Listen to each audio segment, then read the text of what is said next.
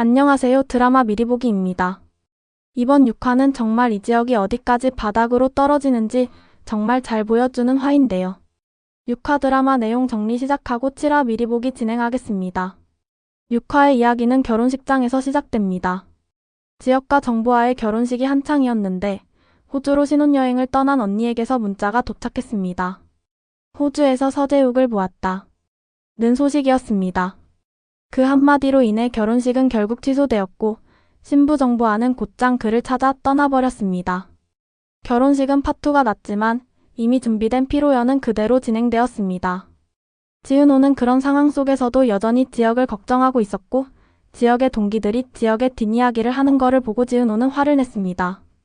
가족이 집으로 돌아가면서 수빈이 새언니에게 사랑하는 사람이 있었다라는 사실을 폭로하면서 가족들이 큰 충격을 받았고 아버지 이상철은 격분하여 아들에게 전화를 걸어 호통을 쳤습니다. 아버지는 사랑도 없는 결혼을 왜 했느냐고 따졌습니다. 그러자 지역은 솔직하게 고백했습니다. 사랑이 아니라 돈 때문에 결혼했다.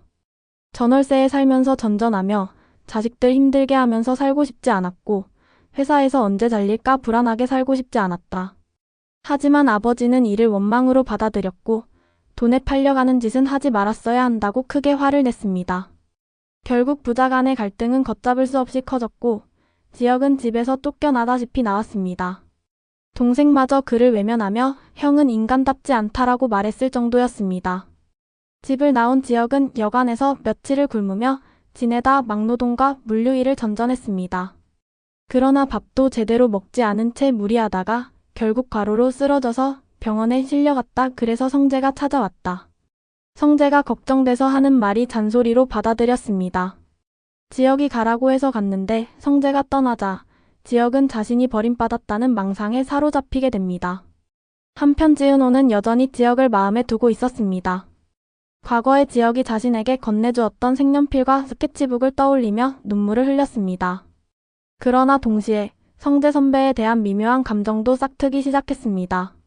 마지막 장면은 더욱 인상 깊습니다.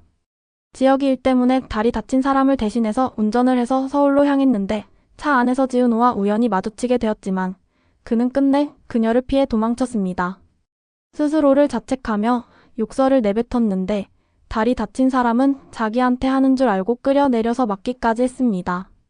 하늘에는 유난히 별빛이 밝게 빛나고 있었고 바로 그때 성재가 지은호에게 조심스레 물었습니다. 은호야, 넌 날 어떻게 생각하니? 오늘 밤 누가 먼저 무너질까요? 돈인지 사랑인지 아니면 자존심인지요? 이상철은 새벽 안개가 눌어붙은 공장 뒷골목에서 허리를 반쯤 굽히고 있었는데요. 손바닥은 오래된 시멘트 가루에 하얗게 물들어 있었고 무릎은 어제보다 더 심하게 부어 있었답니다. 재취업 실패 뒤로 그는 폐지라도 줍고 힘든 일을 이어가며 가정의 빈틈을 막아보려 했었는데요. 자존심이야 톱밥처럼 갈려나갔지만 그래도 가장이라는 말 하나가 그를 잡아당기고 있었더라고요. 내 다리가 부러져도 집은 무너지게 두지 않겠다 하고 이를 악물었는데요. 그날도 이상철은 공장 바닥에서 흘러나온 비닐 포대를 꿰매고 있었는데요. 다리가 욱신거리자 잠깐 벽에 기대 속으로 중얼거렸습니다. 몸뚱아리가 시위를 하는구나. 그래도 참아야 한다.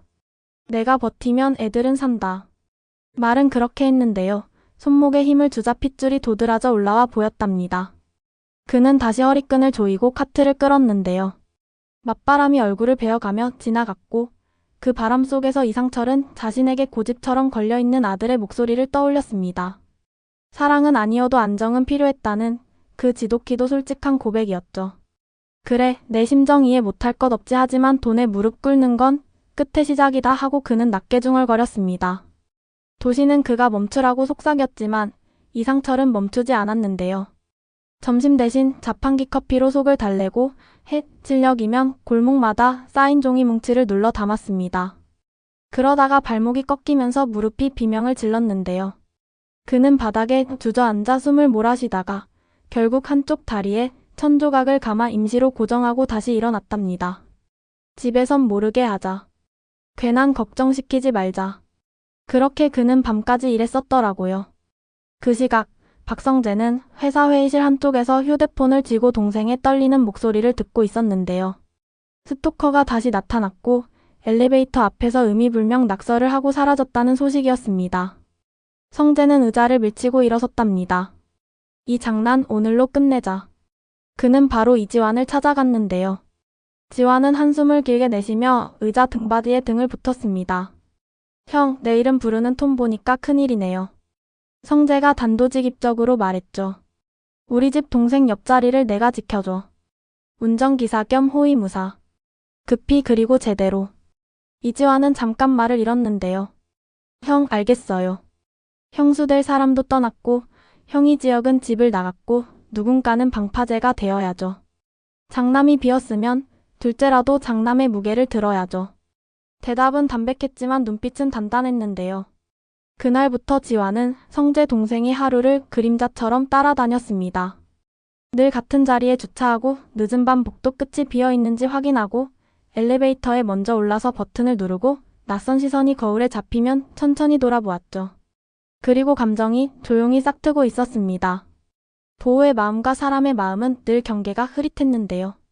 그는 그 경계에서 처음으로 떨림을 배웠답니다.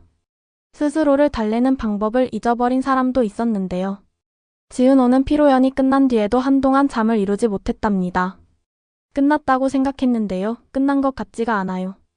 그녀는 밤마다 스케치북을 펼치고 연필을 굴리며 선을 긋다가 문득 멈춰서서 성재에게 메시지를 보냈어요. 선배, 바람 좀 쐬고 싶어요. 그날 이후 둘은 자주 만났는데요. 낮에는 근교로, 밤에는 한강변으로. 분식집에서 어묵국물을 나눠 들고 한참을 말없이 서 있기도 했습니다. 성재는 굳이 묻지 않았고 지은호는 굳이 설명하지 않았답니다. 그런데 이상하게도 침묵은 편안했는데요. 어느 날 지은호가 혼잣말처럼 내뱉었습니다. 누가 내 손 잡아주는 기분 오랜만이네요. 성재는 눈을 깜빡이며 고개만 천천히 끄덕였죠. 잡아달라면 잡아줄 수는 있지. 그 한마디가 지은호의 가슴 어디에 보이지 않는 금을 내었고 그 금 사이로 미지근한 온기가 스며들기 시작했습니다. 반면 지역의 시간은 더럽혀진 유리창처럼 어둑했고요. 결국 나 혼자 남았구나. 그날 밤 그는 강변 다리로 걸어 올라갔습니다. 바람은 가차 없었고 물소리는 묘하게 달콤했는데요. 끝내면 끝나는 거지. 손이 난간을 넘어갈 즈음 휴대폰이 진동했답니다. 화면에 정보라가 떴고요. 메시지는 짧았는데요. 집으로 와. 돈을 줄게. 네가 원하는 만큼. 뇌리에 불꽃이 일었고 지역은 비웃음을 흘렸습니다. 돈으로 유혹해? 좋아. 그 돈으로 네가 사랑이라 부르던 거래를 정리해줄게. 그리고 정유라, 널 끝장낼 자금으로 쓰겠다. 그는 되살아난 심장 박동을 세어보았는데요. 그것은 체념이 아니라 결심의 리듬이었답니다. 성재 동생의 스토커는 패턴을 바꾸기 시작했는데요. 낮에는 침묵, 밤이면 슬쩍 그림자만 남겼습니다. 엘리베이터 벽면에 낙서 대신 문틈으로 흘려보낸 편지 같은 것들을 남겼죠. 보고 있다. 가까이에 있다. 나를 잊지 마라. 문장들은 짧고 싸늘했는데요. 이지환은 밤마다 순찰 동선을 더 복잡하게 짰습니다. 주차장 기둥 하나하나의 시야를 체크하고 CCTV 사각지대를 직접 몸으로 메었죠. 그러던 어느 날 지하 2층 출입구에서 낯선 그림자와 스쳤습니다. 눈 맞춤은 단 1초도 안 됐고 그림자는 곧장 달아났는데요. 지환은 망설임 없이 뒤를 쫓아가 팔꿈치로 벽을 치며 경고했습니다. 또 오면 2번 다시 손 못 쓰게 한다. 그의 목소리는 낮았고 눈빛은 명확했답니다. 그날 이후 스토커의 발걸음은 잠시 느려졌습니다. 그리고 성재의 동생은 처음으로 안도의 잠을 잤는데요. 새벽에 깨어난 그녀가 조용히 말했답니다. 고마워요, 기사님. 지환은 대답 대신 거울 속 자신의 눈을 한번 바라보았는데요. 누군가를 지키겠다는 마음이 이렇게 뜨겁다는 걸 그는 그날 처음 알았답니다. 지은호와 성재의 관계는 조심스레 더 가까워졌는데요. 둘은 놀이공원의 오래된 회전목마를 배경으로 사진을 찍었습니다. 지은호는 웃다가 울고 울다가 다시 웃었죠. 나 버리는 것들이 너무 많았어요. 성재가 말했답니다. 버린 게 아니라 내려놓은 거지. 내가 내 자신을 가볍게 만들어야 앞으로 갈 수 있으니까. 어느 밤 그들은 한강 다리 아래서 라면을 나눠 먹었는데요. 바람이 불어 면발이 금세 식었고 지은호는 뜨거운 김에 눈을 찡그렸습니다. 선배, 사람은요 왜 이렇게 자주 흔들릴까요? 성재는 종이컵을 들어 올리며 대답했습니다. 흔들리는 건 살아있다는 증거잖아. 안 흔들리는 건 이미 끝났다는 신호고. 그 말에 지은호는 조용히 고개를 끄덕였답니다.